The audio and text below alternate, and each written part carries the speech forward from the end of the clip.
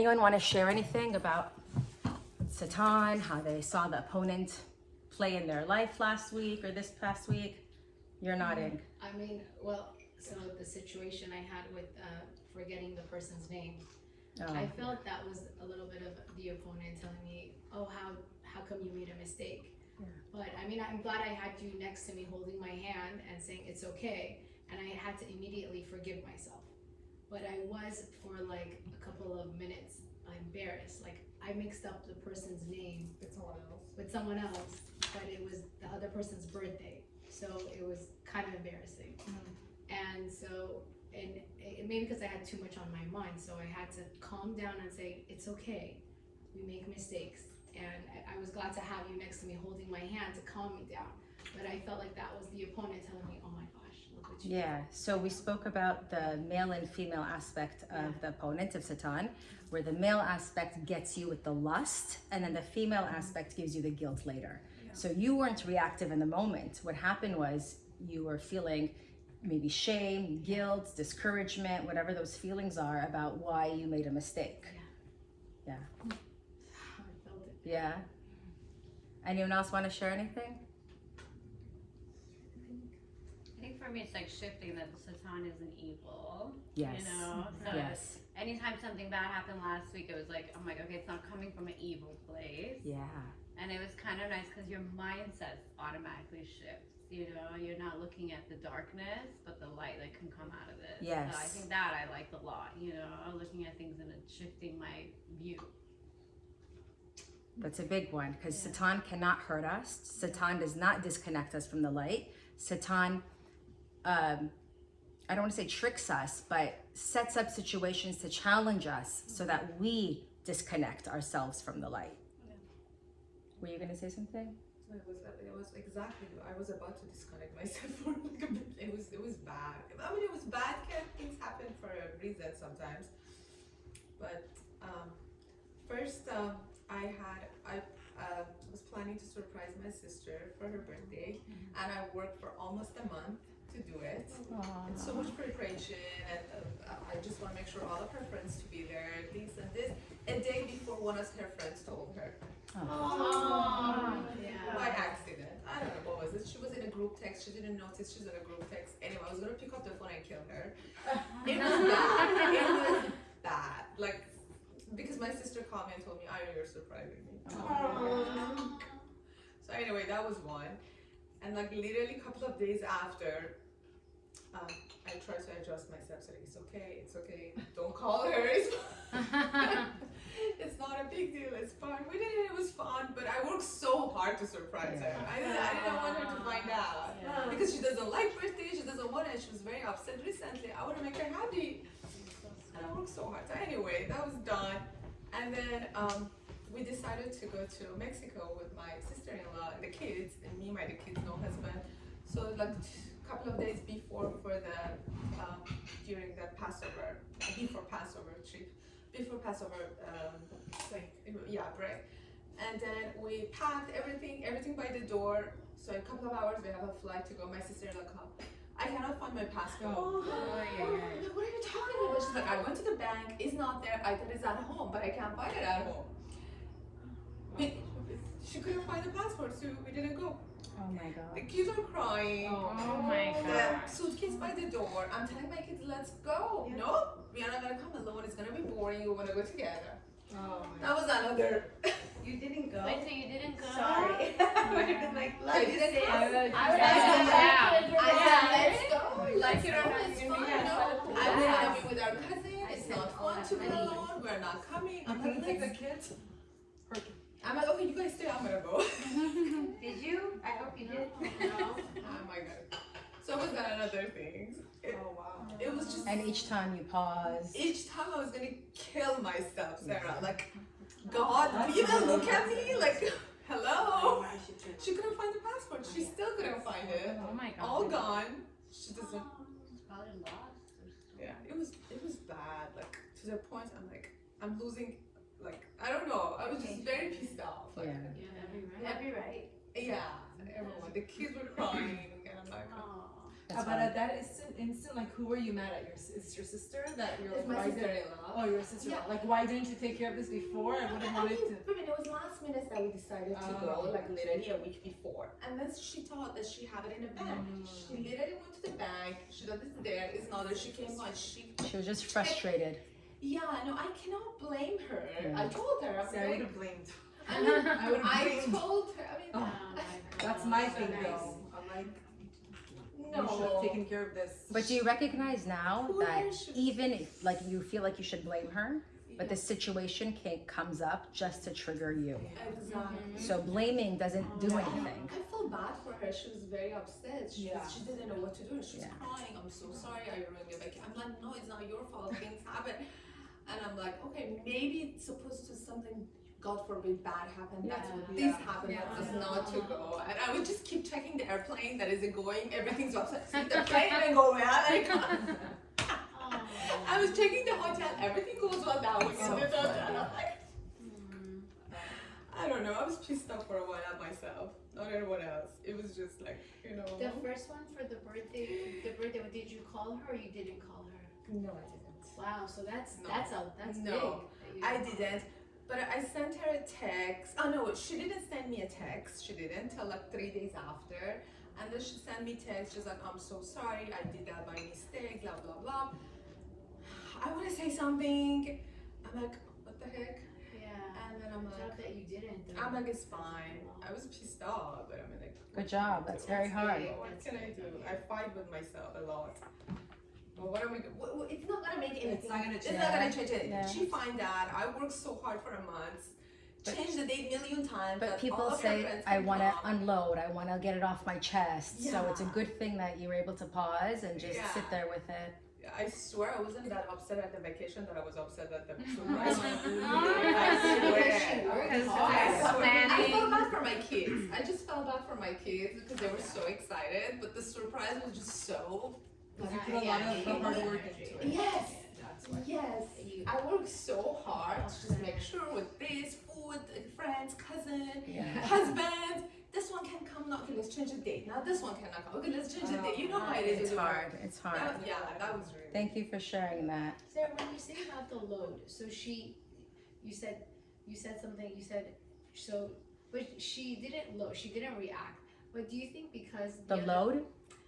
the other person, like it was like a lot of pressure Okay. on her, right? The other person reached out to her 3 days later.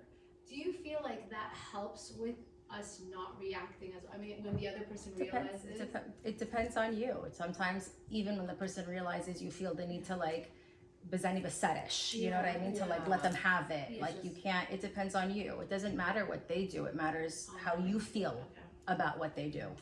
Maybe the 3 days help you. Maybe someone else feels like they ignored me, and now I'm even more angry that they ignored me. Yeah, or she was shy to text Yeah, me. You know, she yeah. was like, But it doesn't matter what she thought. It matters how you perceive it Yeah. and how you deal with it. So many things came to my mind. I said maybe she was jealous. She did that first. I'm like, I think she was jealous. I did that. And then it came to my mind. I mean, like, no, I don't think so. Because I was very angry. Like the things comes to me. Like Were you trying to think why it's in your movie, why it's triggering you? exactly, or why she did that to her. But to it my doesn't matter why sister. she did that. What matters is why are you so upset? Yeah, I mean, yeah, because of why I was. Why upset. are yeah? It doesn't matter what she was thinking. Because that's what I said. I worked so hard, and I did it. I really want her to. I want to surprise her. It was just like I want to make her happy. That was the whole thing. She was going through so But much. why were you, to go in deeper? And I don't want to spend more time on this. I want to move on with the new content. But you have to go into why does it bother me so much? I know you worked hard, you planned, you wanted to make your sister happy. The point was a surprise. She ruined the surprise, but your sister could still be happy with it. Yeah. But of course. there's a reason why you're annoyed. There's a reason why it's bothering you. Maybe you felt like only you will know. Maybe you felt like someone was sabotaging you. Maybe you felt unappreciated. Maybe you felt like this person was dumb and you don't like dumb. Whatever it is, you have to look to see why it's triggering you. Not what their motive What's was. there? Yeah. What was But bothering if me. you're thinking what their motive was in term, so you could then see why it bothers you. Like for instance, I think she's jealous. Do I have jealousy in me? I think she, whatever, wanted to sabotage. Is there anywhere in my life where I sabotage things? Okay, so anyone else want to do a recap of everything we've learned so far? You were really good at it last time. So you have a challenge. What's the first thing you do? Pause. Yeah. Pause. And say, why is this in my What a story? pleasure. Say, what a pleasure. Yeah. And you say, why is this in my story? As I suck on sugar. It's okay, suck away. Yeah. And say, why is this in my story? And then like reflect and look at it and see Yes. see how it affects you. You know, why it's happening to you. Like if that happened to me, I would question, like if that happened to me, I wouldn't say, why did this person do this to me? I would say, why is this bothering me so much? Exactly. I wouldn't even think about the other. Exactly. It has nothing to do with them. Exactly. And I'm sure whatever happened affected them in their own way. In their own way. Yeah. So, Because even before your soul was born, it was scripted that on April 22nd, this girl is going to do this and ruin the surprise to trigger you. To see how am I gonna react. Yes. For that. And react so you could connect to the light. The whole purpose of what we're studying, it's not that it's interesting. Our goal here is to be connected all the time to the light source. Okay, so that's the consciousness that you have to have. Last week we spoke about Satan, so I'm gonna go back. Yes, pause, what a pleasure, why is it in my movie? Ask, give me the strength to deal with this. Even the why is it in my movie, it's kind of like a prayer, it's a conversation. When you're asking your soul, you're asking the universe, you're talking to God is basically what you're doing, you're praying. Why is it in my movie? Why am I being triggered? What's going on? How could I have the strength? How could I have the patience? How could I, whatever it is. We're gonna go into more of that today. And step 5 is certainty. Who remembers the formula of certainty? it was meant to happen. Yeah. That everything is from God. Yes. And it is Everything good. is from God and it's good. Yes. Everything is from God, it's good, and it's meant to happen. It's here to move you forward. That's right. Yes. To teach me something. Yeah, to move you forward. And what does that mean? We're not just trying to grow like in a rat race. To move you forward, to connect to the light. And when you have the light, you have, we spoke about this, peace, fulfillment, happiness, health, everything that's being connected. Okay. You guys are okay with Satan, or you want to do a quick recap of that? No. We're all good with that? Okay, so I'll go to the new stuff. Thank you for the feedback. Okay, so I said the goal here, okay, is to be connected at all time, okay? We have small goals and we have big goals. The big goal always is to be connected to the light. What are our small goals? Our small goals are to be a good parent, to be a good wife, to, I don't know, be the president of the United States. Anything else in comparison to being connected to source is considered a small goal, okay? And what the Kabbalists, thank you, Donna, what the Kabbalists promise, okay, is that if you aspire to the big goal, you will always meet your little goals, okay? But anything you put before the big goal of connecting to the Creator, you will have chaos in, okay? I think it's Amazon. Sorry, guys.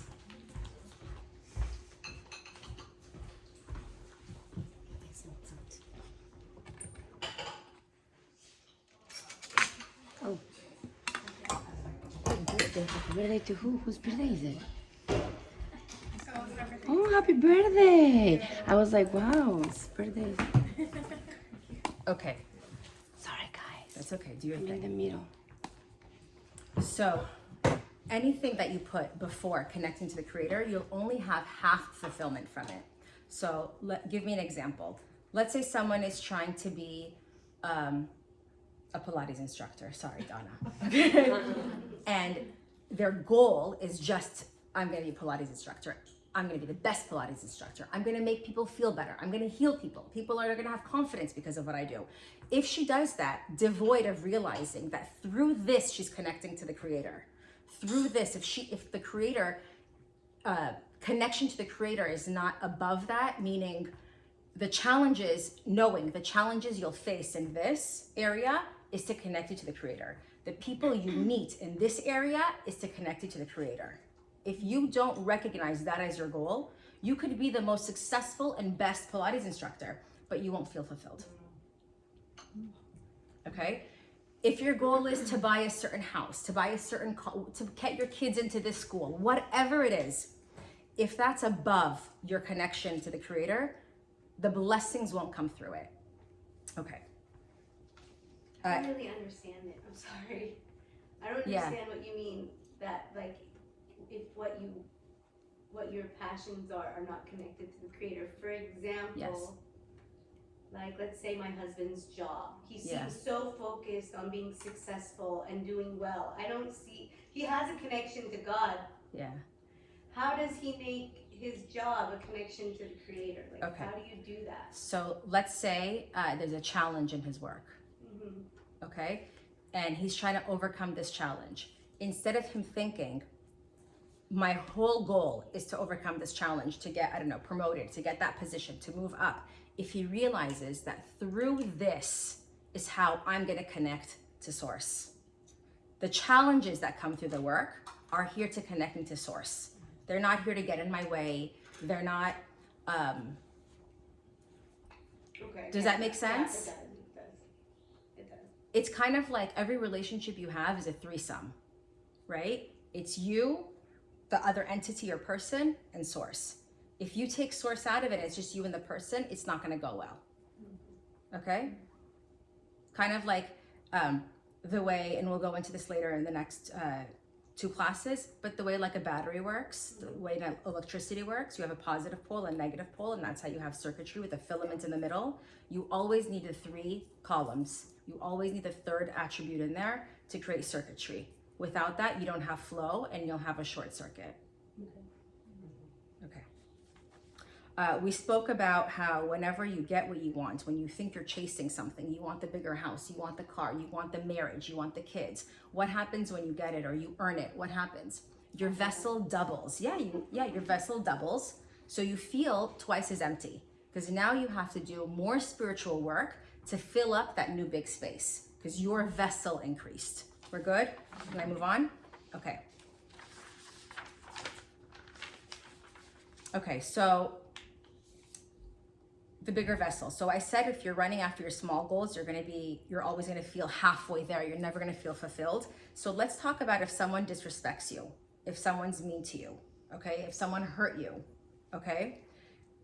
And you feel like I didn't get the respect that I wanted. Okay, zoom out and recognize that 2 things. 1, you have to put spiritual work to earn that respect. You're thinking they don't like me. Everything in our society is what we do. We dress a certain way for people to like us. We act a certain way for people to like us. There's an element of that, but you need to understand that you're working towards that. You have to do spiritual work to earn it. Let me give you an example.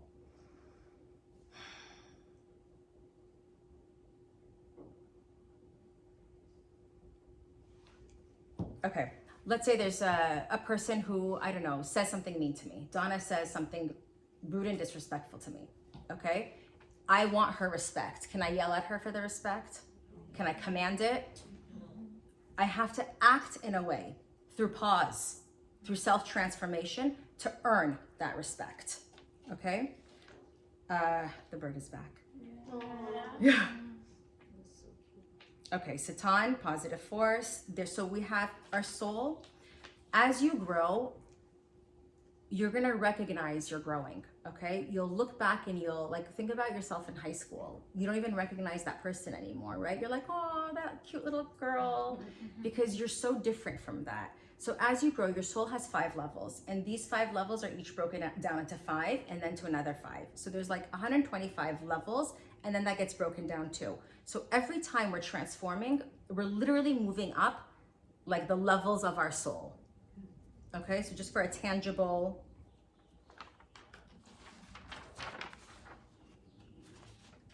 Okay, someone asked me, how do I know the voice that I'm hearing? Is it from the light or is it from Satan? Does anyone want to answer that?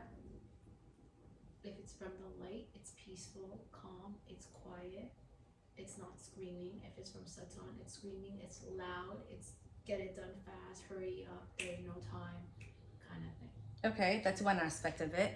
The other part that I wanted to say is the way you will be able to decipher Should I buy that? Should I not buy that? Should I let my child go? Should I not let my child go? This school, that school, all those nuances that comes with having that connection to source. It comes with earning the light.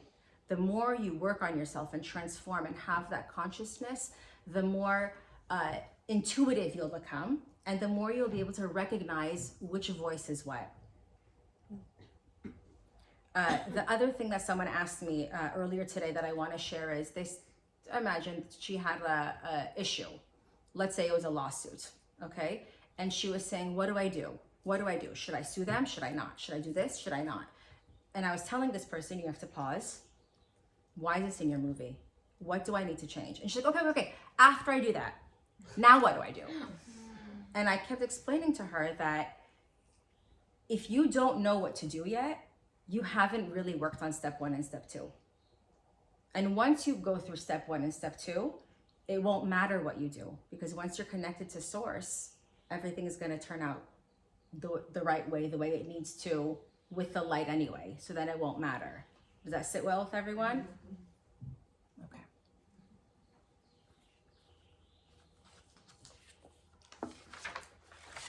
Okay, we're going to go into prayer. So the best tool, the best way to eliminate Satan is prayer. Okay, does anyone pray? Okay, wow. So prayer actually got a bad reputation, it has a religious connotation. I struggle with it. I feel kind of like weird or dumb sometimes when we pray in the beginning. The reason it has a bad reputation is because Satan has done an amazing job with a smear campaign, smearing what we think of anything that has light behind it. So prayer has a lot of light behind it. So Satan does a great job making it look bad, feel dumb, making us feel weird. My dad jokes, are you praying to a wall? And he's like, so weird. Everyone goes to Israel and they pray to a wall. Are you praying to a wall? He jokes, but that's kind of how in the back of our mind sometimes we feel. So what are things we pray for? Health. Our kids. Family. Happiness. Patient. Yeah, those are all things that we pray for. No, seriously, I do. Me too. So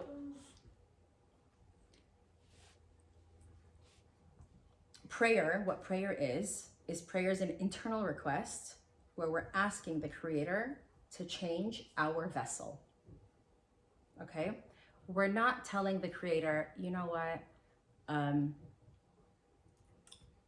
you messed up. I'm supposed to have $1 billion in the bank and I don't. So you need to rearrange your whole system that you created since day one of creation and make sure that you rewrite the world where I have that much in my account. That sounds funny, right? We're not saying, God, you messed up, right? What are we saying when we pray? Anyone, second timers? What are we saying? when we Yeah, pray? what are we asking for? What are we doing when we're praying? If we're not asking God to change his mind and give me $10 billion in my bank account, what are we saying?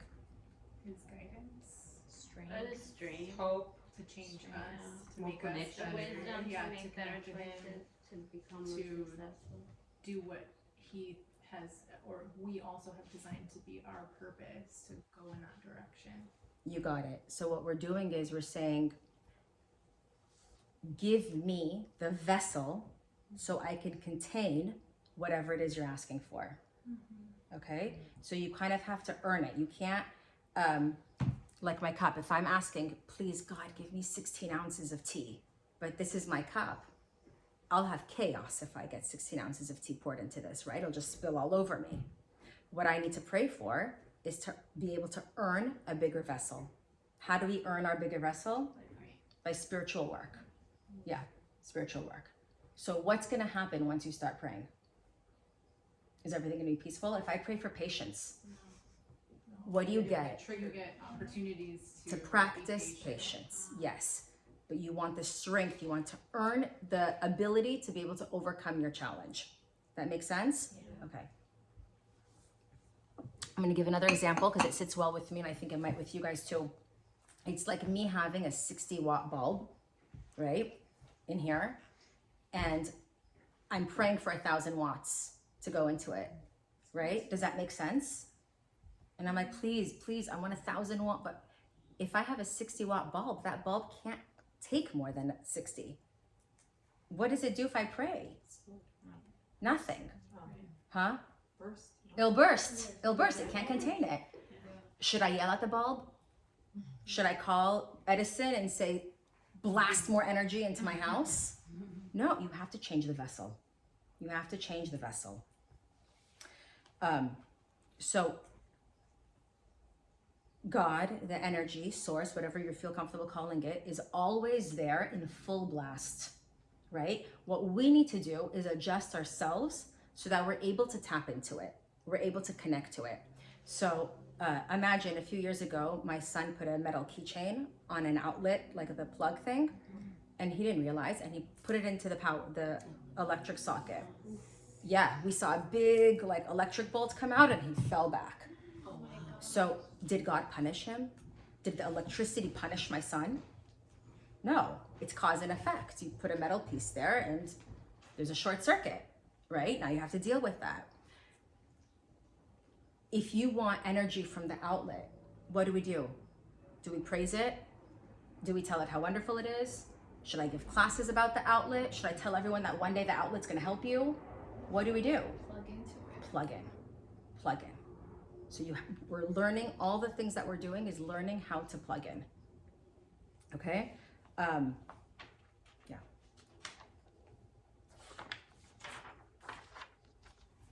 So that's where our free will comes in. The only free will you have, again, is to be proactive or reactive. That's when you're plugging in or not plugging in. Sorry, Donna. So we don't tell the electricity to change. We change, right?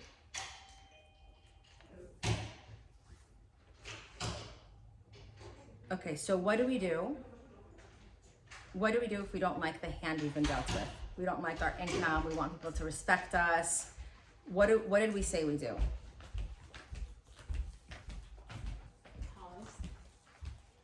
Earn it. Spiritual work and earn it. Okay, a quick fix of what people do when they feel that like someone disrespected me, someone doesn't like me. What do? They go to drugs or alcohol. And what does that make you feel immediately? What's that? It makes you feel good.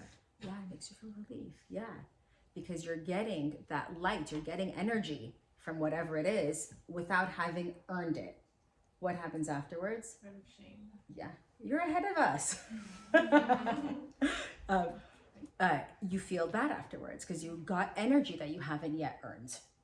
We'll go into that. You're ahead. Good on you, Fenster. Yeah. Good job. Okay. So some people say they should respect me. God should give me everything. I'm a good person. Okay, I'm a good person. God knows I'm a good person. I help all these people. I should have all the blessings. Does it work like that? No. Does the outlet care if you're a good person or not? No. It just cares if you transform. So what our prayer should be now, okay, is give me the strength to earn my soulmate. Even if you're married to someone, you're earning it. You're working towards having a soulmate relationship. Give me the strength to earn more money. Give me the strength to earn a better relationship with my children. Give me the strength to earn. Okay, it's all about earning. You can't take that part of it away. Give me the strength to work on my impatience.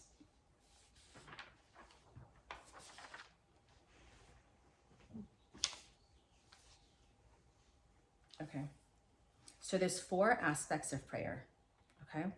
The first aspect is having gratitude. So give me a challenge. Who's dealing with a small challenge they want to talk about or a big challenge right now? We'll workshop it. Nobody? Okay.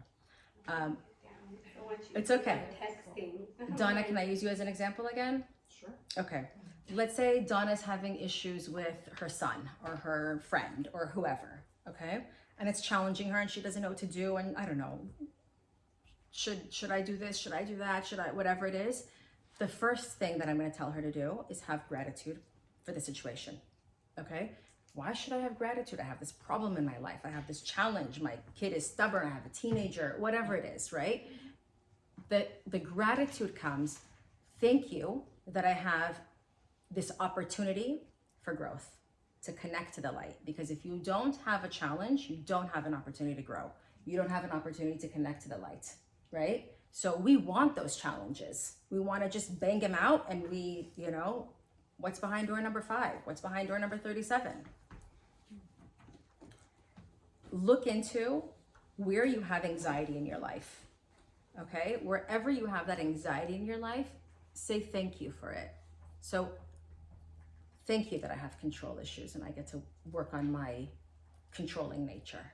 Thank you that whatever it is, like literally say it, okay? Because if you don't have that, you won't grow. So you have that gratitude piece. Does that align with like surrendering to certain situations? I think this is all part of surrendering. I think the whole thing, the whole pause, recognizing that it's from the creator, recognizing that it's good. I feel like all of this are steps to surrendering. So going back to my son, I'll use that as an example. Yeah. So he's very into, he wants to box. I don't know why out of everything in the world that he could choose from, he's set on boxing right now. So I'm okay with him doing it as like as a hobby, as an exercise, anything active. He knows that I'm all for it. But for some reason, it bothers me that he wants to pick boxing. He wants to go to this like a boxing ring, like down I don't know. It's down Van Nuys. It's like a very it's like a hardcore. Like the people who go there are very like hardcore boxers, and for some reason it bothers me that like this is what he's choosing to do. Okay, And he's so like, I'm workshop not it for gonna fight. yourself. Huh? Workshop it for yourself. How do you tackle it? How do I tackle Yeah. it? How do you, now that you've learned 5 to 6 classes of Kabbalah, how would you apply what we've learned to your situation? I feel like it's like my own issues. Yeah. That's bothering me. I should be happy that he's choosing something that he's gonna have an outlet. He's gonna release he's a 16-year-old boy. Like it excites him. I should focus more about like how it makes him feel and not how it makes me feel. Okay, but So I've surrendered to it. okay, I so have, I've so are surrendered. you totally clear now, or you still have some? Listen, Residual. Residue. I do. I Okay, still so have. what Oh, you don't have to feel go safe, into, Sarah. why does it trigger you? Why does it trigger you? I think the idea of him getting hurt. Yeah, that's what I said. Safety. Yeah. Safety. And he says it's not like I want to pro. He's like, but I'm gonna spar. I'm gonna spar with people, and it's just, I don't know. I just have Have you like tried it's a fear. suggesting like wrestling or jujitsu, like where it's not to the He head? purposely doesn't want to because I've suggested those things to him. I don't know. I feel like I went through this as a kid because I was in karate and I had this I don't know, it might go off task, Yeah. but I had this very traditional father that didn't want anyone to hurt his daughter or even touch his daughter. And then and then he came into my class and my teacher was on top of me. Oh God. And I was like, using my legs to Right. try to get out of it, full sparring. And the biggest fight ever, my entire family life, was because of that, and we didn't speak for a whole year. Because he didn't want me to do karate, and I'm usually a very calm person, but he was fighting with my mom over it, and I had this passion. So he had that same feeling that you did, but I so wanted to do what I love to do because it was so much fun, So I don't know. No, I know. I just telling you. I have to Pause. surrender and never make him feel bad about it or. So that's what so I when need. you're saying the word surrender, be careful, because if you pause or surrender without connecting to God in it, without having certainty that it's from God, it's good, and it's here to move you forward, it's suppression. Okay. And it's going to come out in other places. So I'm not asking you to suppress. So you have to know that him doing this in your life is to push your button. Right. In his story, it's for his growth, it's for his benefit, whatever. But the reason it's in your story, and it's not wrestling or swimming or something that you feel is better. And we saw your face when you talked about boxing. You have a lot of feeling about it. So just sit with that and try to figure out what connotations does that bring up in you and what's going on with you. Yeah. Will she know she's not suppressed if she's sitting there being super excited for him? Is that how When she you would have hold it no different? more, when it's like, okay, he's boxing, okay, he crossed the street, okay, whatever. Let it go completely. Yeah, when there's no emotion attached anymore. As long as there's an emotion attached, you're still being reactive. Sarah, is it best to say, to tell yourself, this bothers me, thank you for this, I'm gonna think about it, and then say, but this is not about me, it's about him. It's like for my kid, like it's not. Sure, It's but not why does just- it bother you? Why does it bother? Why does it bother you? Like if your kid said, Mom, I want to do only ballet and no other dance, would it bother you? If her kid why is it bothering me? Mechai b'sheni baba? Okay. You have to think why it bothers you. But yes, you're right. It's about them. It's their path. It's their story. But if it's irking you, there's something in you. It's part of your, that part is your story. I have a question. I think like one thing that's kind of confusing for me with the Kabbalah is like as a parent, it's hard to know like, okay, when am I supposed to be a parent and when am I supposed to say, okay, this is Kabbalah and I'm not supposed to say this is right or wrong. Like this is their story and I'm not supposed to tell them, okay, this is not safe, this is not okay. Or like, when are you supposed to So pause? she has a 16-year-old son. Yes. It's very different than younger children. Yes. I But I don't. have a 12-year-old, so like, okay, it's not that different. It's very different. Yeah. It's very different. Teenagers. Yeah. 12-year-old. Like if your 12-year-old talks back to you, should I be like, hey, I don't tell her it's not the right thing to do? Like, when do you Absolutely know? not. You do tell them it's not the right thing to do, No. but how do you tell them? You don't tell them when you're angry. You have Pause. to. Yes. That pause gives you a moment. When you pause in that moment of pause, there's no satan. There's no like you've kind of like cut that off and you've made a direct connection with you and the light. That way you have a moment to speak from a higher place of consciousness. Okay? If you're charged, anything you say from that charged place will lead to chaos. I can, Daniel Siegel in the book, The Whole Brain Child and all of that, I could have the complete right words to say. But if I say it to my children, the most perfect words, but I'm not in the right mindset, it'll fail. Okay? And we've all seen these like FOB Persians who, say the complete wrong things, right? But they come from this like place. And even those wrong words resonate with the kid. Right? I'm gonna give an example. It may be TMI, but I think it's a really beautiful example. So my father-in-law is an older man. He's in his late 70s, and when you translate Farsi to English, it doesn't translate as nicely. Yeah. Okay, but he's the most loving. Like when he speaks to my kids, it's with love, it's with positivity. He's totally connected. He's totally like into the whole Kabbalah stuff, right? He spoke to Elijah at the dinner table and said, when he was crying, "Don't be a loser." Okay, we all gasped, but he was like, and I said, I'm like, that doesn't really translate into English. He's like, but that's not how I meant it. I didn't mean don't be a loser. Yes, yes. I don't know, how do you translate Don't lose that? to yourself. Yes, Like, don't lose to yes. Don't put too I much gasped. in. Elisha didn't blink. Why? Because he didn't feel it hitting him as don't be a loser. It wasn't a jab to him because of where my father-in-law was coming from.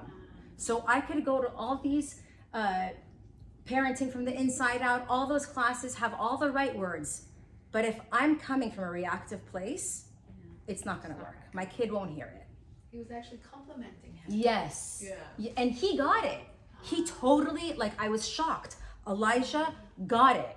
He did, you know what I mean? He's a sensitive kid. Yeah. Anyone says boo, he's upset. But this was like, I got it. And he was like, yeah. And I was like, So Sarah, was your reaction to Satan? Was that like you thought, oh my God, he's telling my child? to do yes. it? Yeah. My reaction was my perception of the scenario, 100%. Yeah. I was offended on his behalf. Got it. Wow. Do you get it? I was offended. I gasped. I did. Yeah. But I Sarah, did. going back to 12 years old, I have a 12 years old and I have a teenager 16. My 12 years old, it's something compared to my 16. She's like literally talk like a teenager, act like a teenager, and whatever she does is like a teenager. That my 16 years old doesn't do that. So sometimes you have to know your child, how to deal with them, how to talk to 100%. them, you know, it's just different. I'm not saying don't put boundaries. You have to put boundaries, just but it's where totally. you're coming from, Yeah, that's true. Yeah. right? You're not teaching them a lesson. You're not no. punishing them. No. Where are you coming from? Yes. You have to be in a calm and good place. Yeah, that's Otherwise, true. it's reactive and the whole thing fails. Yeah, that's true. Okay, so step one was gratitude for the negative situation. Okay, thank you that I have anxiety. Literally wake up and think of all the things that you have in the day that are like giving you that feeling and thank it. Okay, number two, clarity as to how detrimental this attribute is in your life. Okay, so what happens when someone is an addict? They don't change until they hit rock bottom. They have to realize how bad the addiction is and how it's damaging them and everybody around them before they're able to make that change. So we want to pray to have clarity as to why my control issues are so detrimental to me and my family. Why my anxiety is so detrimental to me and my family. Okay, we're good with that one? You said we want to pray. Yeah, I'm talking about attributes of prayer. Reading 4 attributes of prayer. What would that sound like? Hashem, please Show give me. guidance. Show me. Show me, yeah. Let me really see that, like, when I have anxiety, how it affects my family. Because let me give you another example. I have somebody called me this week and said, I'm looking for a therapist. I don't know if you've noticed, but I have a lot of anxiety. So we all noticed that this person has a lot of anxiety. Okay, we've been dealing with it for 6 years. This person didn't notice it, right? So let's say I am that person or you're that person. She's ready to make a change now because she noticed it.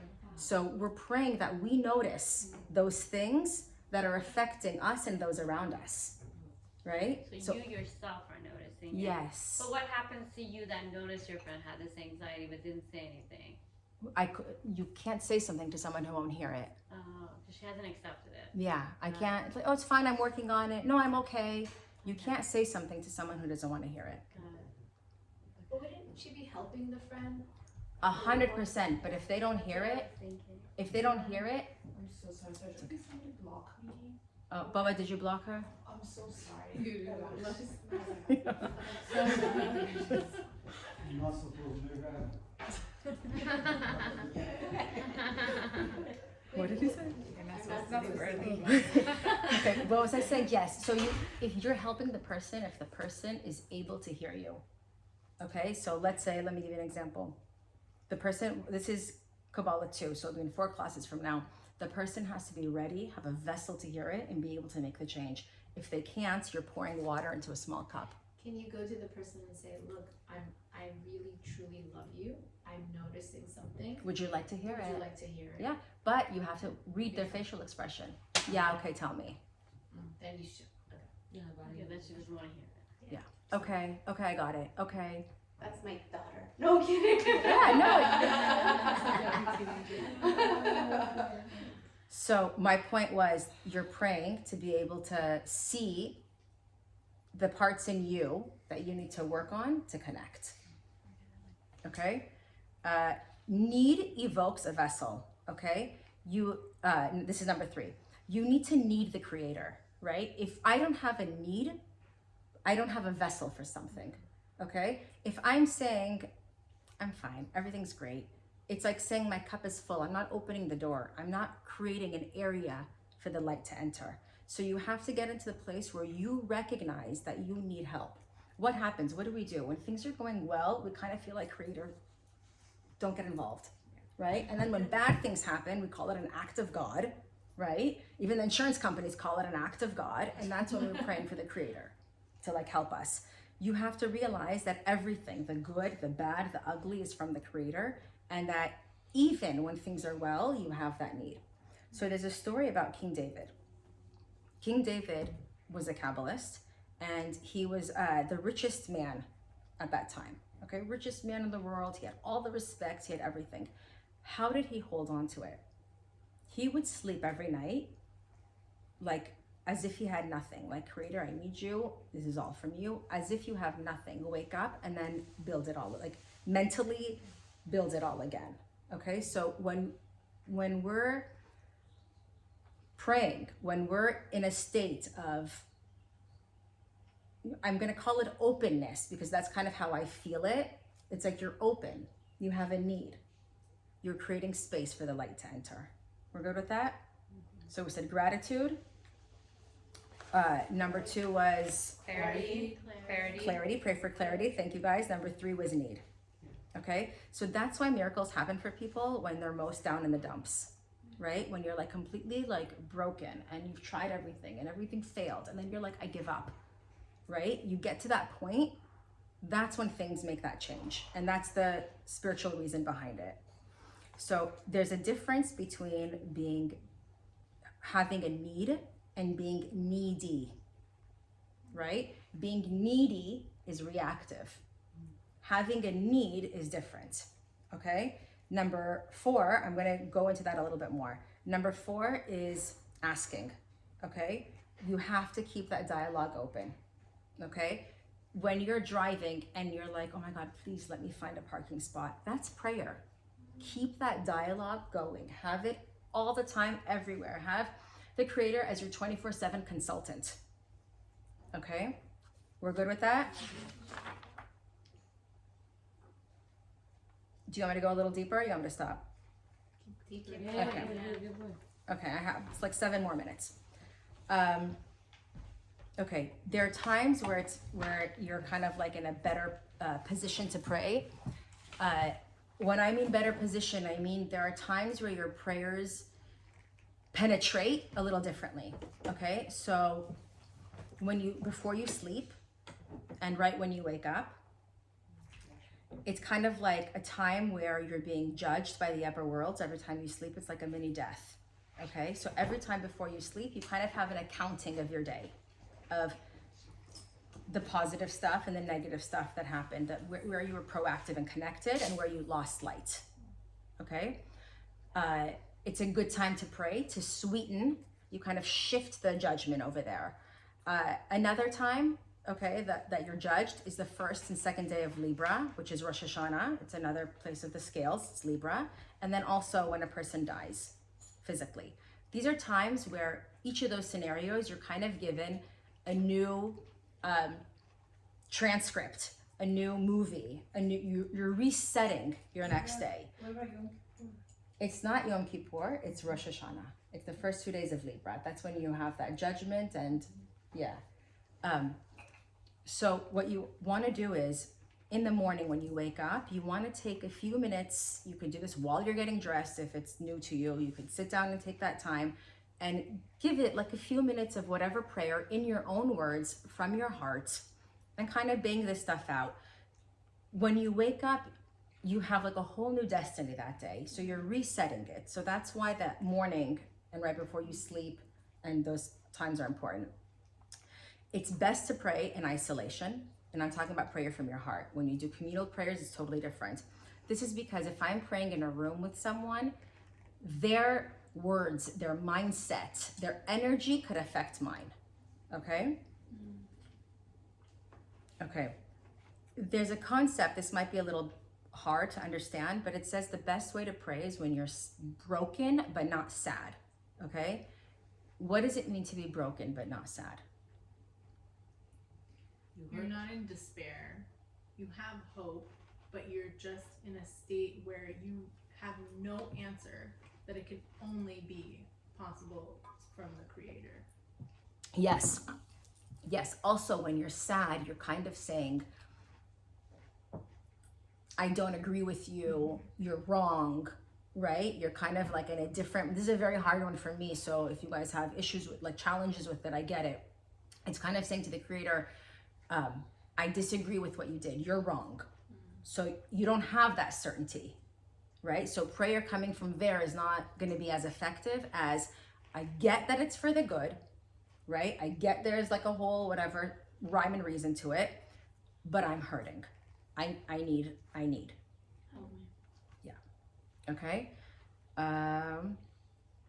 Okay. So there's a concept that when you pray, okay, or any state that you're in, you should feel like you have everything and you're full, okay? But you're also asking. So how does that make sense? How could it be that I'm full and I don't need anything, but I'm asking for something. To be grateful for what you already have, right? Okay, I don't need another Chanel purse, but I'd love to have one. Okay, I don't need it, right? So do you see how you could hold both of those at the same time? So that's kind of, you have to feel like you deserve all of creation, you deserve everything, but you're not, right?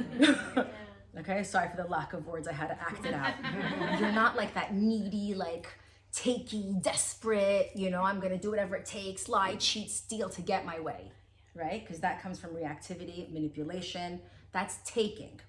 So to be in two places at once and hold this duality is a really big thing in Kabbalah. And in science, in the quantum world, they call it a quantum superposition, where it's that concept, I don't know if you science majors remember, where like the atom was in two places at once, okay? And it's like a whole thing. If you saw What the Bleep Do We Know, you saw it in there too. It's pretty crazy.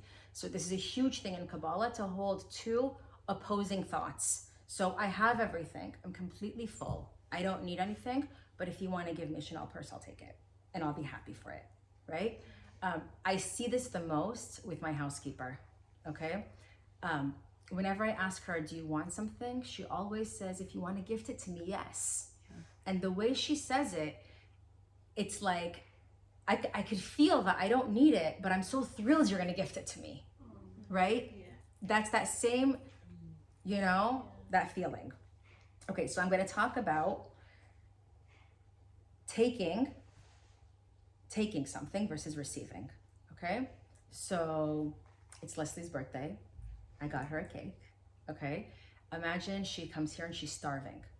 She hasn't had breakfast, maybe she had an early dinner and she's so hungry. And she goes to my fridge and she sees the cake and she sees her name on it. And she's like, I'm hungry, it's my cake, it's my birthday, I have a right to it. And she starts eating the cake. Why, oh my God? It's her cake. Her name's on it. But you haven't gifted it, like, Yeah. So she kind of took your joy of presenting it to, like, you went through that, buying her the cake, making her feel special. She Yes. Snapped that. Burning the cake. Right. So the cake was hers. She had a right to it. But the fact that she took it instead of receiving it, right? So if the light is giving you everything, you have to wait to receive it. Not some people feel like they need to like manipulate or cheat or finagle, whether it's in finances or with friends, to like influence people or win people or take something or whatever it is. Let me squeeze the most I can out of every opportunity. That's taking. That's sitting in the fridge, double fisting the cake, right? That hasn't been presented to you. And someone might say, well, what if they share it with you? What if they take stuff like that, but then they share it? They do good things with it. Imagine if Leslie's in my fridge double fisting and then takes a handful and goes, you want some? It doesn't work that way, right? So taking, okay, what's yours before it's been presented to you is reactive. Okay?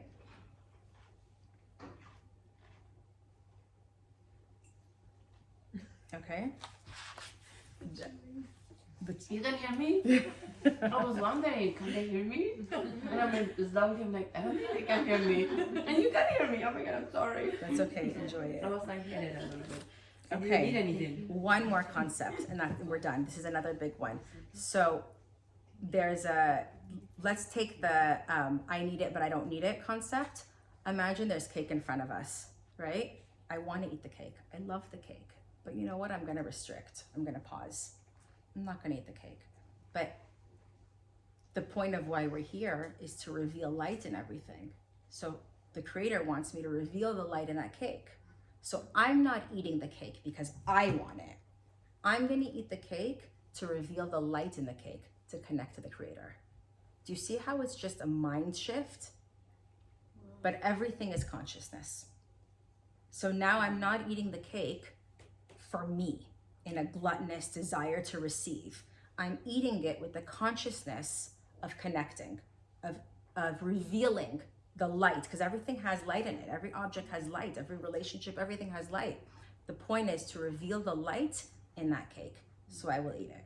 You do But it how by do the you- bracha? That's a Say the separate bracha. class. Oh, it's a separate. But how do you know if something has, like, because everything has different vibrations. So how do you know that something's operating on a higher frequency and has more light versus something that has like less and negative light? Give me an example. I mean, I can't think of a specific example, but like, let's say just for like easy reference, let's say like cake versus water. The water had more light versus the cake. How would you know that you were supposed to do something out of like connecting to the light source because it was so tiny Yeah, I get it. versus the I get other it. option? This is where you're connected. This is where you're having that dialogue. Creator, should I eat the cake? I don't really want the cake. But if you want me to eat the cake, I'll eat the cake. Should I have the water instead? I know it sounds crazy, right? But Right. what is crazy? Crazy is not operating on the 1%. Crazy is people who are operating on the 99%. You're not in this world, right? So it's just a consciousness thing. If this is too much for you, it's okay. But it's a subtle thing that makes a huge impact because you're constantly recognizing and having this dialogue. And then you'll feel, Right. should I have the water? Should I have If the it's cake? negative or positive. Yeah. And you're also not going from a place of reactivity. I need a cake. Right. You're still pausing and trying to assess. Yeah. That makes sense. Okay, questions? I'm processing it. Yeah. I'll watch process. Hello? But like for someone who's, let's say, has diabetes, and there's the water and there's the cake, obviously they're gonna, if they're in connection with the higher frequency, they must shift towards the water. So, yes. So when I'm saying connect to the Creator wants you to enjoy cake. He wants it for your benefit. If it's not for your benefit, then that doesn't really work out, Doesn't right? work out. But even the cake that has calories, it's this, it's that, it's whatever, it's sugar, it's whatever. It gives you energy. How much? Are we having a bite to connect to the energy to it, or are you eating the whole cake? Right? I'm not saying everybody should eat cake. You eat everything because, you know. Now we're all but- gonna eat the cake. We're gonna resist. Now we're gonna connect to the light. Like the other day, you told me, don't eat the cake, remember? You're like, just one bite, and then you said, stop, don't eat the rest of the cake. And I stopped, and it felt good. You're like, you worked out. Save the calories for something else. But I got it. You know what I mean? I shouldn't have said anything. But No, but it worked. yeah. But she was able to receive it. She was able I to receive received it. She was Now- able to now when receive you're it. saying it now, it just She had worked clicking. hard that day working out, and then there was cake, and she was hungry. Yeah. Yeah. And she said, don't eat it. And the And I was you like, you could see the first bite, there's enjoyment, but what happens after the 30th bite? Not that you had 30, but it doesn't taste good anymore, Yeah. right? You're eating in a reactive way. You're no longer connecting to the light of the cake. The cake is controlling you, right? That's when you got to stop before it gets to that point. You eat it when you're enjoying it. But Yeah. does that also become a point of taking? It's taking when you're now eating to fill something or because It's like a void. yeah. You're eating in a reactive way. You're not eating in a mindful. I'm connecting to the. If you're really connecting to the energy in that cake, Right. you're savoring it. You're eating it slowly. It's mindful, right?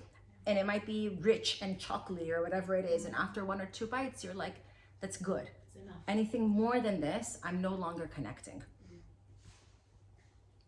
Anything else? With the sleep, you said right before we sleep, we should pray. Like, give us time Yeah, to connect. yeah. So, this is something discipline for me. Especially when I'm super tired, I want to take my mind off of everything. I go right on my phone and I press Netflix, and it's like 11 p.m. and I start watching a show, and I can't stop watching it till the end. Like I want to see the entire thing, and then You fall asleep to It's it. like one, it's like Yeah. 1 a.m. And then the next day, I'm upset at myself for not having. Okay, the so I do discipline. it in the middle. I do it in the middle when I feel Yeah. myself dozing. I pause the Netflix and I take that time. If you want to do it before, it doesn't matter. Just do it before bed. It doesn't have to be the second before bed. The other thing I forgot to mention is midnight till dawn is an auspicious time. And we'll go into a good time to pray, and I'll go into the reasons for that later. Okay. Thank you.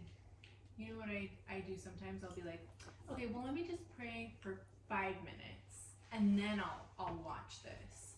Because then if I'm like, you start to procrastination. Yeah. You know what I mean? Then you're like, I'm gonna watch. I'm gonna give myself that pleasure. Let me just pray for 1 minute, 2 minutes, and then most of the time I'm like so tired by the end that I don't end up opening my phone and watching No. the Netflix, or I'll do like 5 minutes with like That's great. before. But yeah. Thank you, Sarah. Thank you guys. Thank you.